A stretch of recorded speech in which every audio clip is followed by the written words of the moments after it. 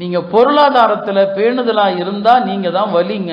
ஹஜ்ரத் Umar ரலியல்லாஹு அவர்கள் எவ்வளவு அழகா சொன்னாங்க, லா தந்துரு இலா கஸரத்தி ஸலாத்தில் மர்இ, எந்த மனிதனுடைய நிறைய தொழுகிறான் பார்க்காதீங்க, வலா இலா கஸரத்தி ஸியாமிஹி, அவனுடைய நிறைய நோன்பு வைக்கிறாரு அதை பார்க்காதீங்க.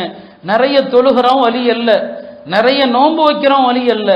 மாறாக உந்துரு, நீங்க எதை பார்க்கணும், உமர் கட்டுத்தரான், உந்துரு இதை பாருங்க, இதா ஹத்தஸ ஸதக, பேசினா உண்மைதான் பேசுறான், வ இதா துமின அத்தா, அவனை நம்பி எந்த பொறுப்பை ஒப்படைச்சாலும் அமானிதத்தை காப்பாத்துறான். மூணாவது என்ன, வ இதா அஷ்ஃபா வரிஆ, ஒரு ஹராமான சூழல் வந்து விட்டால் பேணுதலாக ஓடி போயிடுவான், அதை விட்டு ஹராம விட்டு தள்ளிடுவான். இந்த மூணு அம்சமும் யார்கிட்ட இருக்குதோ அவனே உண்மையான மோமின் சொன்னாங்க.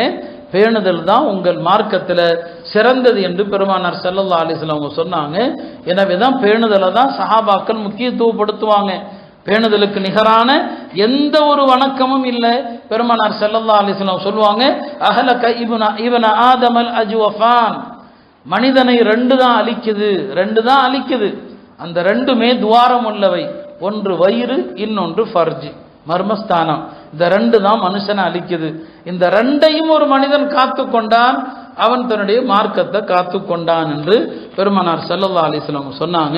எனவே அருமையானவர்களே, ஹலாலான வழிகள் நிறைய உண்டு. ஆனால் இன்றைக்கு ஹராம்கள் மிகைத்து போனது. எல்லாம் வட்டி கடன், தேவையில்லாத பொருளை வாங்குறாங்க, தேவையில்லாத பொருள்கள், அதை என்ன செய்யறது, வட்டி கடனுக்கு வாங்குறது. வட்டி கொடுக்கிறதும் ஹராம், வட்டி வாங்கிறதும் ஹராம். பாவத்தின் அந்த படித்தரங்கள்ல வித்தியாசம் இருக்கலாமே தவிர ரெண்டுமே ஹராம் என்பதில் யாதொரு சந்தேகமும் இல்லை. எனவே அதில் பொருளாதாரத்தில் நமக்கு இம்சாக்கனங்க தேவை.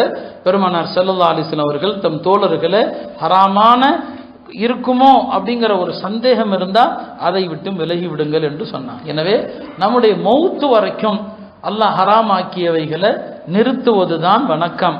அந்த நிறுத்துதல் என்ற வணக்கத்தை தான் நோன்பு கற்றுத்தருது, அந்த வணக்கத்தை தான் தொழுகை கற்றுத்தருது, அந்த வணக்கத்தை தான் ஹஜ்ஜு கற்றுத்தருகிறது.